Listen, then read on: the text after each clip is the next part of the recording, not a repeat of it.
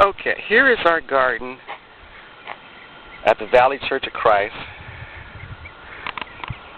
As you can see here, the first 5 rows are our second planting of green beans.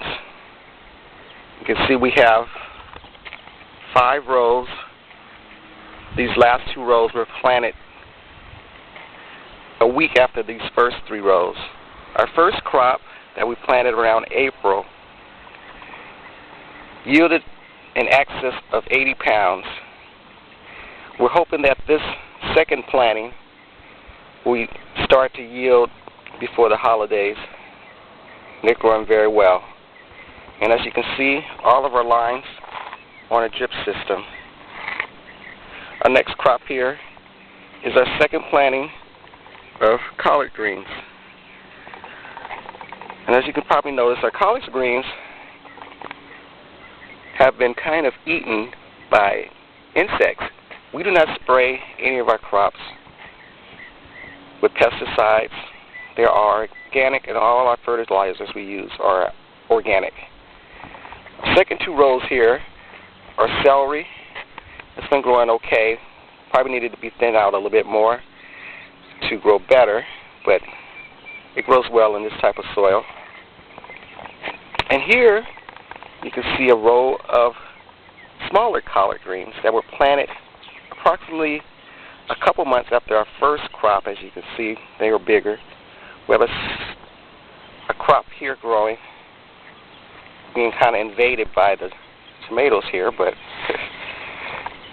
we're hoping that this crop will be ready before the holidays as well, if we can keep the tomatoes from invading its space and sunlight. And as you can see, our tomatoes are growing very well, and they are starting to invade our bell peppers. Our bell peppers are growing pretty well. You can see one here, here. And these were started with plants, seedlings, approximately 6 inches. And we got, somebody's breaking our branches on our plants, but that's okay. I'll just take the fruit off of there. Deal with that later. But all of our plants were mainly grown from seeds. The beans were grown from seeds, collard greens, celery. The tomatoes were not. They were seedlings as well, approximately 6 inches in height. You can see here now we have jalapenos. First year crop of jalapenos. They are growing very well. In fact, we practically have to throw away almost half of them because they grow so fast. And as you can see, they turn red if you don't pick them in time. And I've been told that the green ones are better than red. The reds are considered inferior. You can see there's more tomatoes, and then we do have some tomatoes on the vine. You can see here,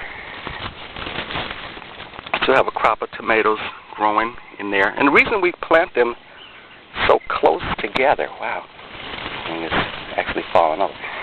The reason we plant them so close together is it keeps the birds from attacking them so much, and especially during the summertime, it helps shade the plants from getting sunburn. So that's why we plant the tomatoes so close together. Now we can see here is a second planting of mustard greens. This is a first crop, but we had cantaloupe here. Our cantaloupe grew okay, but we had a flood, and the cantaloupe kind of got damaged with mold. So we took that out and planted some mustard greens, and the mustard greens are going pretty well. People have been picking them, and I have picked some and cooked some, and they are very good. Here's another half row of jalapenos. You can see, like I said, They grow very well, very fast. Here we have some other peppers. These peppers are the yellow wax peppers, and they start off at a green color. They turn yellowish, and you can see they turn orange, and they grow pretty well in this soil as well. Here we have a crop of a plant of serrano peppers. They're growing very well as well. You can see those. They're a little hotter than the jalapenos. Here we have a habanero. It doesn't have any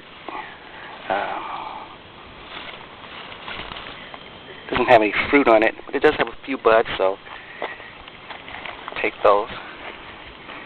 And here is one of our mini experiments that didn't work out too well, and that's trying to thin out the mustard greens and see if we can replant them. As you can see, this experiment didn't work out too well. But you never know until you try. Here we also had some cantaloupe here, and we are experimenting with okra. You can see the okra is growing. This was a late season planting, and it was just an experiment to see if okra would grow in this soil. And as you can see, they're coming along okay. So we might try to plant those first season next year. And here we have our main staple, zucchini, summer squash, how we want to call it, Italian squash, and they grow very well as well. You can see there's still buds on there. There's one growing there. And you can see all the yellow flowers. Every time you see a yellow flower, you will have zucchini. In fact, this zucchini is growing so well, there used to be an aisle right here, but you can see the two rows have actually merged together. We had a problem at the beginning of the season with our zucchini. We put weed inhibitors in the ground when we started to rototill our first crop. And I'm trying to show you what happened.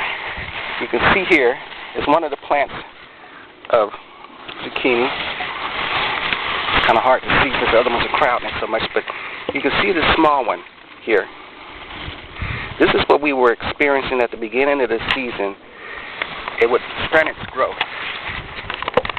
So what we did is we dug out the old soil with the weed inhibitors in it and placed commercial organic soil in those holes, and you can see the results. That was an experiment that worked out. You see, we wouldn't have had any fruit if we would have just left the plants with the weed inhibitors in, because this is as big as they got. Next we have another crop of cantaloupe.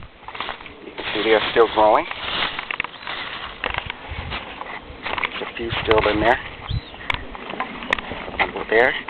And so we also had a row of corn, a couple rows of corn here in this bare spot. What happened is the corn grew okay, but what happened is the ants in the area are pretty dominant, and they like the sweet stuff. So we kind of stayed away from the watermelons and any other thing that has a lot of starch. One of our members wanted to grow corn, and the ants got it again. So I guess we'll stay away from corn. You see, we planted some rosemary and some basil here in that spot. We did try to plant some beans here, but since this ground over here wasn't really rototilled, they didn't do too well. We also have a few more habaneros over here, and this one does have a fruit on it, so you can look at it. See, they turn green, and they turn orange, and eventually they'll turn red. And they are very, very hot. You do not want to play with the habaneros. If you do touch them, wash your hands outdoors, and do not rub your eyes. We had a crop of sunflowers. You can see this sunflower is pretty big. And the sunflowers is twofold. There are people that do like the sunflowers for the seeds. And another reason we plant sunflowers, especially in the corners of the garden, is so that it can attract bees to help pollinate the garden. And as you can see, I hope you can see, this sunflower is being attacked by the ants in the area.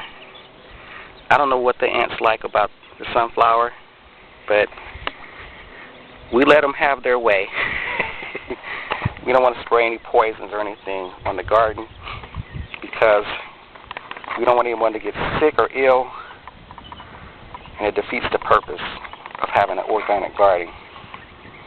We believe that nature gets her cut, the animals, birds, the insects, and we get ours. There's plenty, I believe, for everybody. So I wanted to show you one more thing before I cut this off. Well, I want to show you a couple more things before I cut this off. Right there's a big zucchini. Normally we don't let them grow this big, but the reason letting that one grow is for next season's crop. We'll harvest the seeds out of those big ones, take those seeds and store them, and then plant them next season. So that will kind of cut down on the cost. As you can see, some of the zucchini is starting to play out. It's getting near the end of the season. So it will start eventually to die out once winter gets here. Now I just want to show you where our water supply comes from. This is our third-year garden, if I haven't already mentioned that. We had a garden here. It was our second-year garden. It was a 20 by 40. It was a 20 by 40. The garden here, the present one, was 20 by 40, maybe a little bit bigger since we added the corn at a later time. And we had started out here where you see this electrical box was our first sample garden, and it started out as 20 by 20. And you can see the water line coming down, the main water line coming down. We have a water source here with a timer. As you can see, the timer can be set for watering anywhere from 1 time a week down to as many as 6 times in one day. You can set the time that you want it to water, how long you want it to water, and it also has a manual feature where if you want it to water right now, you just press this bottom button here after you take the program off, and you can see the water source comes on when you put it on. And when you're done, you just repress that button and it shuts off.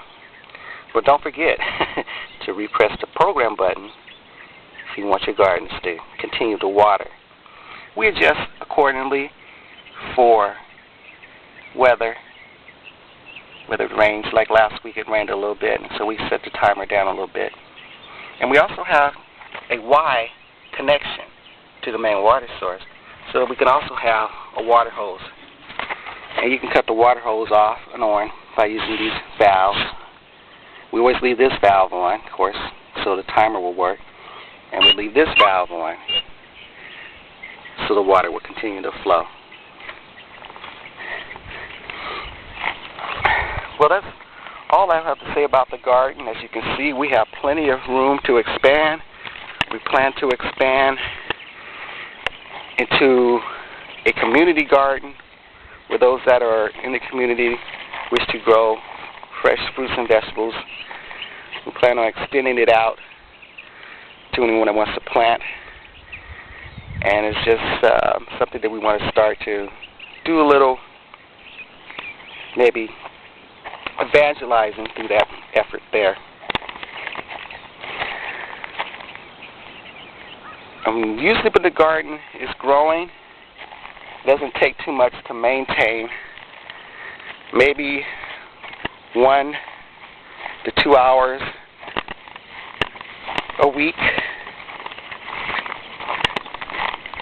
And after you pretty much get all the weeds out,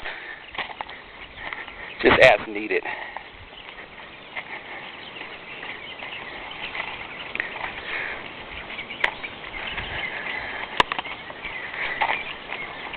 This year, plan on taking out all the pepper plants and putting them in pots and possibly trying to get them through the season, through the winter season, and begin harvesting them next year for going possibly to the farmer's market. You can see how they crack up and stuff and get rid of them. I'm going to try to take all the pepper plants out and put them in pots, like I said, and possibly start a pepper garden, a pepper farm.